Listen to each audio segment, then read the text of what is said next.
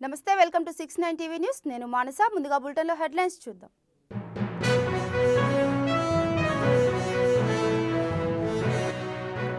December 9 తెలంగాణకు పర్వదినం ఏ జాతికైనా గుర్తింపు ఆ జాతి అస్తిత్వమేనన్న సీఎం రేవంత్ రెడ్డి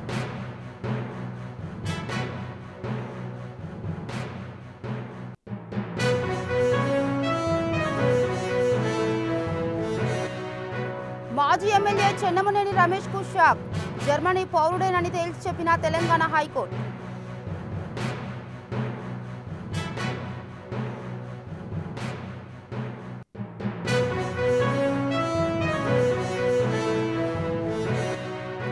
సభలో బీఆర్ఎస్ సభ్యులుంటే బాగుండేది తెలంగాణ తల్లి విగ్రహాన్ని వివాదం చేస్తే చరిత్ర క్షమించదన్న కూనంనేని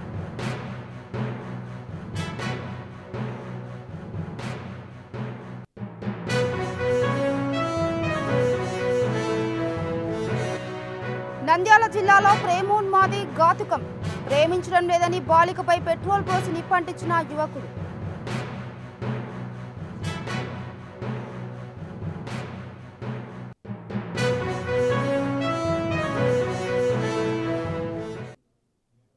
రైట్ ఇక డీటెయిల్స్ కెళ్తే డిసెంబర్ 9 తెలంగాణకు పర్వదినమని సీఎం రేవంత్ రెడ్డి తెలిపారు 2009లో అదే రోజు ప్రత్యేక రాష్ట్ర ఏర్పాటుకు ప్రకటన వచ్చిందని గుర్తు చేశారు శాసనసభలో ఆయన మాట్లాడారు ఇక్కడి ప్రజల ఆకాంక్షను సోనియా గాంధీ నెరవేర్చారన్నారు రాష్ట్ర ప్రజలు ప్రత్యేక రాష్ట్ర ఉద్యమాన్ని ఉవ్వెత్తున ఎగిసేలా చేశారని చెప్పారు నా తెలంగాణ కోటి రత్నాల వీణ అన్న దాశరథి మాటలు నిత్య సత్యమని పేర్కొన్నారు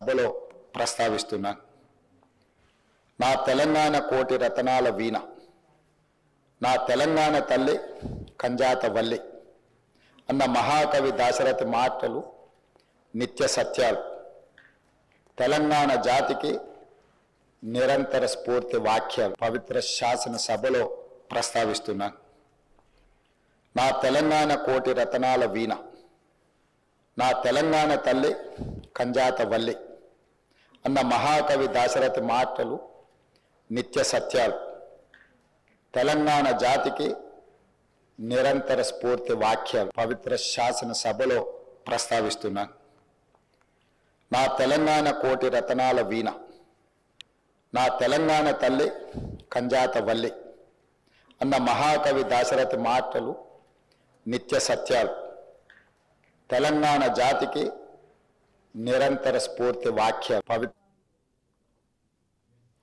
సభలో బీఆర్ఎస్ సభ్యులుంటే బాగుండేదని సిపిఐ ఎమ్మెల్యే కూనంనేని సాంబశివరావు అన్నారు శాసనసభలో ఆయన మాట్లాడారు బీఆర్ఎస్ కోరుకున్నట్లు తెలంగాణ తల్లి రూపం ఉండదన్నారు కవులు కళాకారులు మేధావుల సలహాలు సూచనల మేరకు రూపొందించినట్టు చెప్పారు తెలంగాణ తల్లి విగ్రహ రూపకల్పనపై ఎమ్మెల్యేల అభిప్రాయం తీసుకొని ఉంటే బాగుండేదన్నారు తెలంగాణ ఉద్యమంలో ఒక్కొక్కరు ఒక్కో పాత్ర పోషించారని చెప్పారు రాజకీయ కోణంలో తెలంగాణ తల్లి విగ్రహాన్ని వివాదం చేస్తే చరిత్ర క్షమించదని వ్యాఖ్యానించారు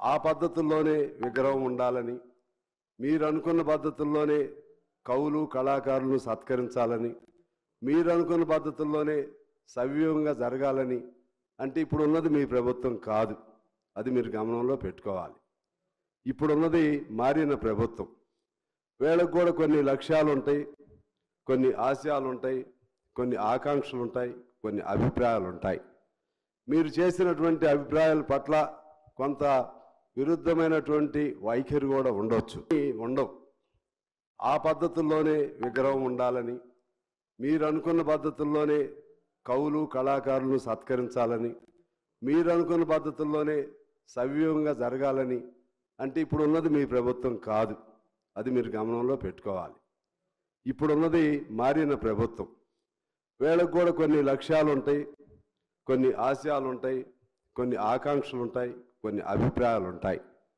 మీరు చేసినటువంటి అభిప్రాయాల పట్ల కొంత విరుద్ధమైన ఇక తెలంగాణలో ప్రజాపాలన విజయోత్సవ వేడుకల్లో భాగంగా ట్యాంక్ బండ్ సమీపంలోని నెక్లెస్ రోడ్ అంబేద్కర్ విగ్రహం వద్ద భారీ ఎత్తున స్టాల్స్ ను ఏర్పాటు చేశారు వివిధ ఫుడ్ ఐటమ్స్ తో పాటు పలు రకాల ఐటమ్స్ ను అందుబాటులో ఉంచారు ఈ క్రమంలోనే ట్యాంక్ బండ్ హెచ్ఎండిఐ ప్రాంగణం వద్ద ఏర్పాటు చేసిన కబాబ్ స్టాల్స్ వద్ద పత్తర్గా గోష్ మటన్ కబాబ్స్ ను డిప్యూటీ సీఎం బట్టి విక్రమార్క ఇష్టంగా ఆరగించారు ఆయనతో పాటు ప్రభుత్వ సలహాదారులు వేం నరేందర్ రెడ్డి వేణుగోపాల్ జీహెచ్ఎంసీ మేయర్ విజయలక్ష్మి తదితరులున్నారు.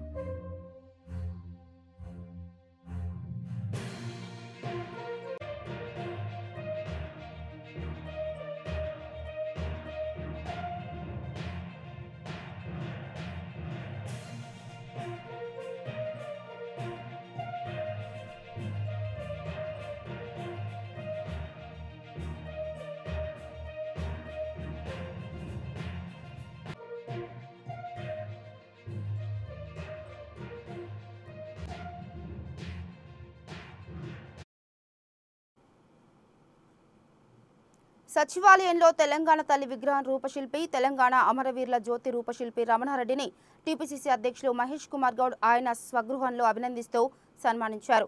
తెలంగాణ తల్లి విగ్రహంలో పోరాట స్ఫూర్తిగా అమరవీరుల పిడికిళ్లను జోడించడం ఉద్యమ స్ఫూర్తినీయమని మహేష్ కుమార్ కొనియాడారు.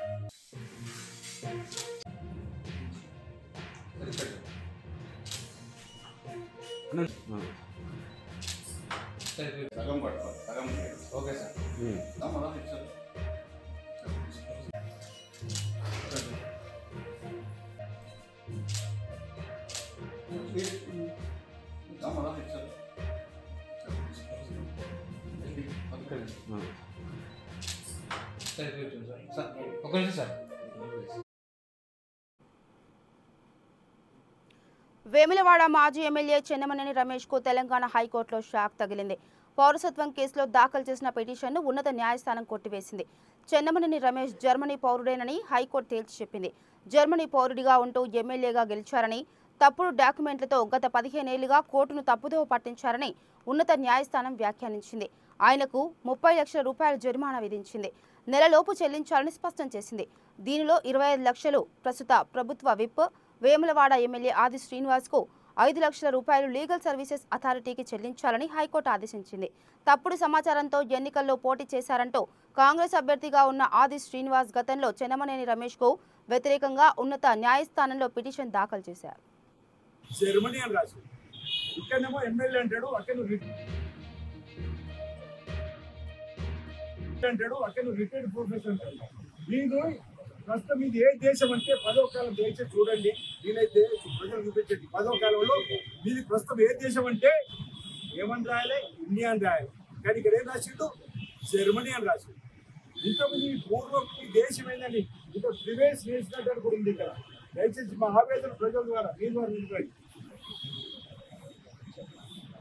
10వ కాలం ప్రెసిడెంట్ దేశం అంటే జర్మనీ రాసుకున్నాడు. విన్నాడు 2019 ప్రివేస్ నేషనల్ అప్లికెంట్ మీద ఎప్పుడు ఇంతకుముందు ఏ దేశం అంటే ఇండియా అని రాసుకున్నాడు. గతంలో నా దేశం ఇండియా అంటాడు, ప్రస్తుతం దేశం జర్మనీ అంటాడు. కానీ ఇక్కడికి వచ్చి మాత్రం కోర్టును తప్పుదో పట్టించే విధంగా ఏదైతే చేసినటువంటిది. ఈయన పాస్పోర్ట్ నెంబర్ కూడా జర్మనీ, కింద ఉన్న కాలంలో పాస్పోర్ట్ నెంబర్ కూడా జర్మనీ. ఈ విధంగా ఆయనే దరఖాస్తు పెట్టుకునే నాడేమో మన భారతదేశ ప్రభుత్వాన్ని, ఉమ్మడి ఆంధ్రప్రదేశ్ ప్రభుత్వ అధికారులను ఫ్రాడ్లెంట్ అంటే తప్పుడు సమాచారం ఇచ్చి అప్పుడు భారతదేశ పౌరసత్వం, ఇప్పుడు ఆ పౌరసత్వాన్ని కొనసాగించుకునే క్రమంలో కోర్టును కూడా తప్పుదో పట్టిస్తారు. 2009 నుంచి కోర్టును కూడా తప్పుదో పట్టిస్తే ఇప్పటి వరకు ఆయన 4 దఫాలుగా నాపై ఎమ్మెల్యేగా గెలుపొంది అనేక అవేళనలు అనేక అవమానాలు నాకు గురి చేస్తూ నేను చేస్తున్న ధర్మ పోరాటం, న్యాయ పోరాటం కూడా తప్పటి అంశాన్ని ఈరోజు ఏమని సమాధానం చెప్తాను చైర్మన్ రమేష్ బాబు గారిని అడుగుతున్నాను. మత్స్యలేని కుటుంబం అని చెప్పని ఆయన అనుచరులు నా పైన నానా యాగి చేస్తూ నన్ను ఇబ్బందులు పెట్టే విధంగా నాపై కేసు పెట్టి జైలు పంపించేటువంటి కార్యక్రమం కూడా చేస్తూ ఈ కేసు నుంచి నన్ను తప్పించే విధంగా భయప్రాప్తికి గురి చేసే ప్రయత్నం చేసిన ఈనాడు వాళ్ళ భయాలకు లొంగకుండా సిద్ధాంతపరంగా ధర్మ పోరాటం చేయాలని చెప్పి న్యాయ పోరాటం చేయాలని చెప్పి నేను చేస్తున్న 15 సంవత్సరాల న్యాయ పోరాటానికి నేడు తెలంగాణ ఉన్నత న్యాయస్థానం ఒక చక్కటి తీర్పు ఇచ్చింది. అందుకే నేను అబద్ధం అనే ప్రచారం ఊరు దాటి లోపల నిద్ర లేచే లోపల అబద్ధం అనే ప్రచారం ప్రారంభమైనట్టుగా ఈ రమేష్ బాబు గారు దానిలో నిజమైంది. ఈరోజు నిజం తెలుగుని మీకు తెలుసుకొని చెప్పిన సామెతకు అనుగుణంగా మనం న్యాయస్థానాలపై మొదటి కూడా నాకు నమ్మకం ఉంది, విశ్వాసం ఉంది. న్యాయస్థానాలపై ఎప్పటికైనా న్యాయం గెలుచుకుని ధర్మం గెలుచుకుని గెలుస్తా కోర్టులో అని చెప్పండి. అది ఈ రోజు రుజువైంది. ఇప్పటికీ ఆంధ్రప్రదేశ్ ఉమ్మడి హైకోర్టు ఒకసారి బాధ్యత చేసింది. ట్రీట్మెంట్ కమిటీ అతన్ని భారతదేశ ప్రభుత్వం తప్పు పద్ధతులు పొందిందని చెప్పని సిఫార్సు చేసింది. 3 సార్లు కేంద్ర శాఖ భారతదేశ ప్రభుత్వం చేసింది. అయినా 5 సార్లు భారతదేశ ప్రభుత్వం కాదన్నా లేదని ముమ్మడికి భారతీయుని నేను ముమ్మడికి భారతీయుని చెప్పని ఆయన పదవిని కాపాడుకోవాలి. పదవి లాలస ఎమ్మెల్యే అనే పదం వాళ్ళ కుటుంబంలో హోదా చిహ్నంగా వాడుకొని మా ప్రాంతాన్ని కూడా ఈరోజు వెనుకబాటు కారణమైనటువంటి అతను మీ వెనక సందులోని ఎందుకో వేములో వెనుకబడ్డదన్న వీళ్ళ పరిపాలన వల్ల మా వేములో వెనుకబడిపోయింది. ఈరోజు ఆయన తప్పుడు ధృవీకరణ పత్రంతో ఈరోజు మీకు అన్ని కూడా ఆయన చేసినటువంటి ప్రతిదీ ఆయన దరఖాస్తు వ్యక్తుల నుంచి ఏ విధంగా ఫ్రాడ్ బ్లెండ్తో దేశాన్ని మోసం చేసిండు, మన నియోజకవర్గ ప్రజలు మోసం చేసిండు, ఆంధ్రప్రదేశ్ ఆనాటి ఉమ్మడి తెలంగాణ ప్రజలు మోసం చేసిండు. ఆ విధంగా ఆయన యొక్క ప్రతి అంశం కోర్టులో ఏ విధంగా తప్పుగా పట్టించింది కూడా మీకు అన్ని కూడా హెడ్లైన్స్ తోని ఈ 5 లైన్లు కూడా మీ అందరికీ అందిస్తున్నా. దయచేసి మీ ద్వారా వాళ్ళందరూ కూడా ఈ అంశం తేరాలని చెప్పిన సందర్భం చెప్తూ ఈనాడు తీర్పు ఆయనకు చెల్లుమనేలా వచ్చింది. హైదరాబాద్ పాతబస్తీ బహదూర్పుర చౌరస్తా వద్ద నిషేధిత ఈ సిగరెట్లు విక్రయిస్తున్న మొహమ్మద్ అర్బాజ్ అనే యువకుణ్ణి సౌత్ జోన్ టాస్క్ ఫోర్స్ పోలీసులు అరెస్ట్ చేశారు. నిందితుడి వద్ద నుండి 4 లక్షల విలువ గల నిషేధిత ఈ సిగరెట్లు స్వాధీనం చేసుకున్నారు. నిందితుడు ముంబై కేంద్రంగా ఈ సిగరెట్లు తీసుకువచ్చి హైదరాబాద్లోని యువతకు విక్రయిస్తున్నట్లు విచారణలో తేల్చింది. నిందితుడిని అరెస్ట్ చేసి బహదూర్పుర పోలీసులకు అప్పగించారు.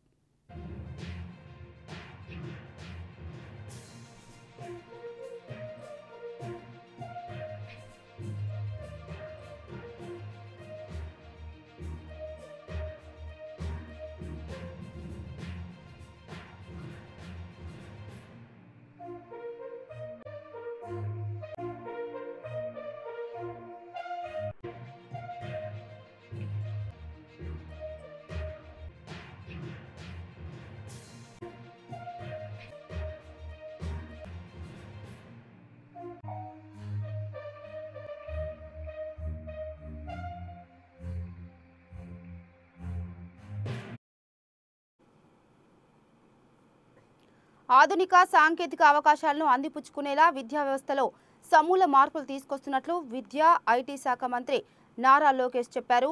ఏఐ రంగంలో అంతర్జాతీయంగా వచ్చే మార్పులకు అనుగుణంగా పాఠ్య ప్రణాళికలు రూపొందిస్తామని అన్నారు.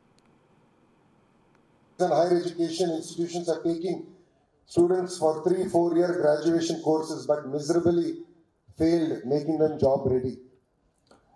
Whereas training centers elsewhere are able to make them job ready in 3-4 months. It's a serious problem to be addressed on a war footing, and we as state government are committed to it.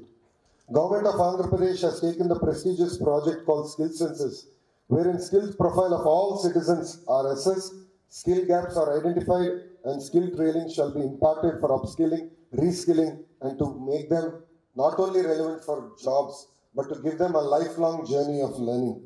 Likewise, profiles of all students in the university shall be created with their passion and aspirations. A skill passport shall be created and connect them to the mentor industry for training and make them job ready. We shall also bring out an Andhra model of education, revamping the entire academic landscape by making curriculum industry oriented and graduates with enterprising abilities with greater confidence to face the new challenges in the world. However, we should never forget the importance of value-based education, including civic awareness, humanism, treating women with due respect, and environmental sustainability. Finally, let us work hand in hand to rebuild Andhra University into an institution that not only meets but excels in global standards of excellence. Let us ensure that this university continues to nurture generations of leaders in all walks of life. Entrepreneurs, technocrats, professionals, artists, social scientists, public administrators, and of course, politicians who will shape the future of our nation and beyond. Today, when we had the introduction and the anthem song played, I saw a lot of alumni, illustrious alumni. But I feel we have missed a generation, and all of you here should take the pride of Andhra University forward. As we move forward, I invite each one of you to be part of this transformational journey. Let us pledge today to bring back the glory of Andhra University, making it a symbol of excellence, innovation, and inspiration once again. మీడియాలో నేను విద్యాశాఖ మంత్రి అవుతున్నానని వచ్చినప్పుడు చాలామంది నాకు message పెట్టారు. విద్యాశాఖ చాలా కష్టమైనది, అంత అవసరమా ఐటీ ఇండస్ట్రీస్ ఇన్వెస్ట్మెంట్స్ ఇన్ఫ్రాస్ట్రక్చర్ తీసుకోండి అని చెప్తాను. ఒకటే చెప్పా, నాకు ఛాలెంజ్ అంటే చాలా ఇష్టం అని. నేను విద్యాశాఖ మంత్రి చేసిన తర్వాత గౌరవ ముఖ్యమంత్రి చంద్రబాబు నాయుడు గారిని కలిసి ఆయన అడిగాను, సార్ మీరు మీ డైరెక్షన్ నాకేంటి అని. అప్పుడు ఆయన ఒకటే చెప్పాను, ఎన్ఐఆర్ఎఫ్ ర్యాంకింగ్లో ఈరోజు ఆంధ్ర రాష్ట్రం 9వ స్థానంలో ఉంది. 5 సంవత్సరాల్లో 3వ స్థానానికి మీరు తీసుకురావాలి.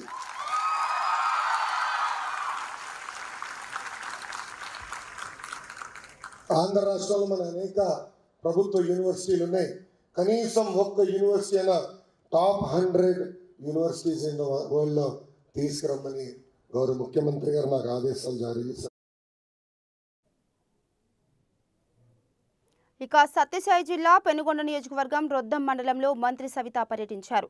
స్థానిక ఎంపీ నిధులు 15 లక్షల రూపాయలు శ్రీరాములు దేవాలయం కమ్యూనిటీ భవనంకు భూమి పూజ చేశారు.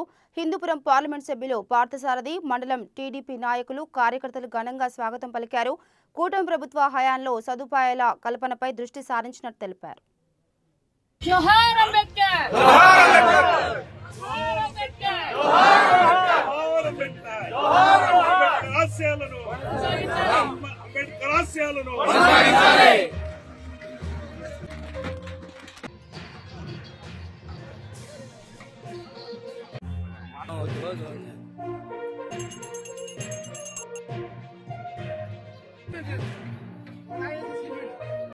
గెలిపించిన మీ అందరికీ మరొకసారి ధన్యవాదాలు తెలియజేస్తున్నా. మరి ఇది మంచి ప్రభుత్వం అని చెప్పడానికి ఇది ఒక నిదర్శనం. ముఖ్యంగా ఎస్సీ గారికి, డిఈ గారికి మరియు విద్యుత్ శాఖ మంత్రి గొట్టిపాటి రవి గారికి ఈ వేదిక ద్వారా ప్రత్యేకమైన ధన్యవాదాలు కూడా తెలియజేస్తున్నాం.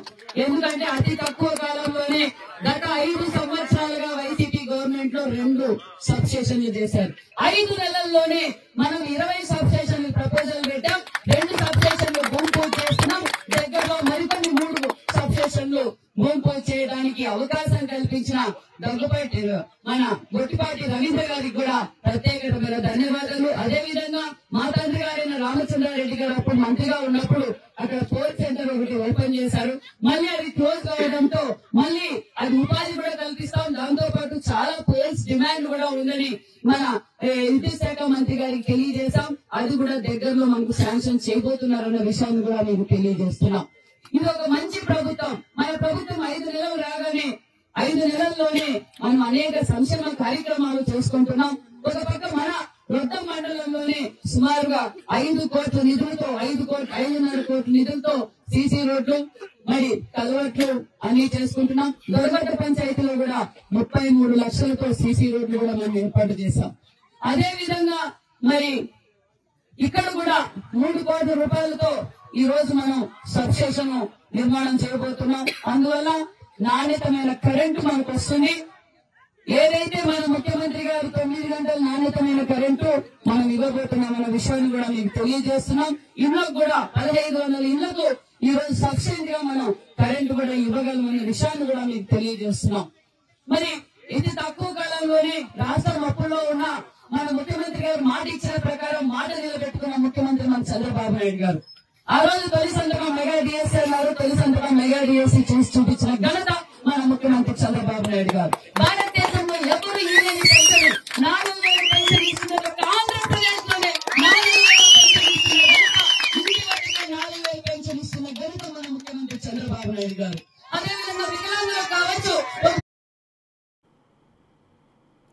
నంద్యాల జిల్లాలో దారుణం చోటు చేసుకుంది. ఓ యువతిని తగలబెట్టాడు ఓ ప్రేమోన్మాది. నంద్యాల జిల్లాలో ప్రేమోన్మాది ఘాతుకానికి పాల్పడ్డాడు. నంది కొట్కూరు బైరెడ్డి నగర్లో లహరి అనే బాలిక ఇంట్లో నిద్రిస్తున్న సమయంలో పెట్రోల్ పోసి నిప్పంటించాడు. రాఘవేంద్ర అనే యువకుడు ఇంటర్ చదువుతున్న లహరి ఇంట్లో నిద్రిస్తున్న సమయంలో పెట్రోల్ పోసి నిప్పంటించాడు. రాఘవేంద్ర కొలిమిగుండ్ల నివాసి అని చెబుతున్నారు. అయితే లహరి ఇంట్లో నిద్రిస్తున్న సమయంలో పెట్రోల్ పోసి నిప్పు అంటించడంతో మంటల్లో కాలి అక్కడికక్కడే మృతి చెందింది. ఈ సంఘటనతో నంది కొట్కూరు బైరెడ్డి నగర్లో విషాద ఛాయలు అలుముకున్నాయి. ఈ సంఘటనపై కేసు నమోదు చేసుకున్న పోలీసులు దర్యాప్తు చేస్తున్నారు. వెల్దుర్తి మండలం రామల్లకోటకు చెందిన లహరి తండ్రి చనిపోవడంతో నంది కొట్కూరులో అమ్మమ్మ ఇంట్లో ఉంటూ చదువుకుంటుంది.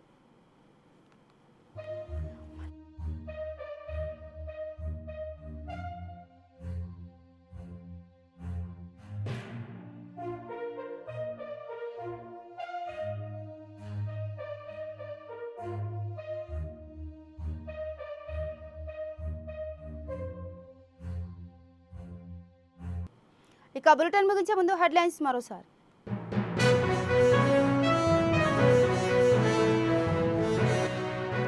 డిసెంబర్ 9 తెలంగాణకు పర్వదినం. ఏ జాతికైనా గుర్తింపు ఆ జాతి అస్తిత్వమే అన్న సీఎం రేవంత్ రెడ్డి.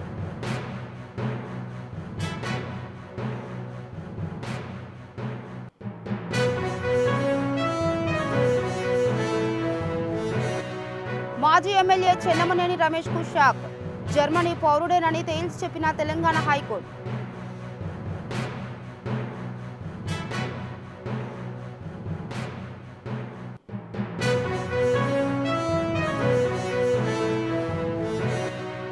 సభలో బీఆర్ఎస్ సభ్యులు ఉంటే బాగుండేది. తెలంగాణ తల్లి విగ్రహాన్ని వివాదం చేస్తే చరిత్ర క్షమించదన్న కూనంనేని.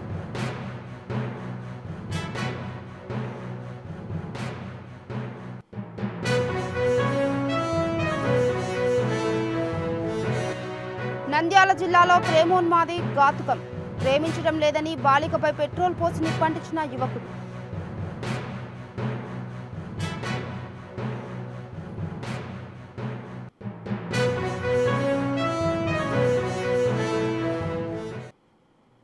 ఇవి బులెటిన్ అప్డేట్స్. నమస్తే.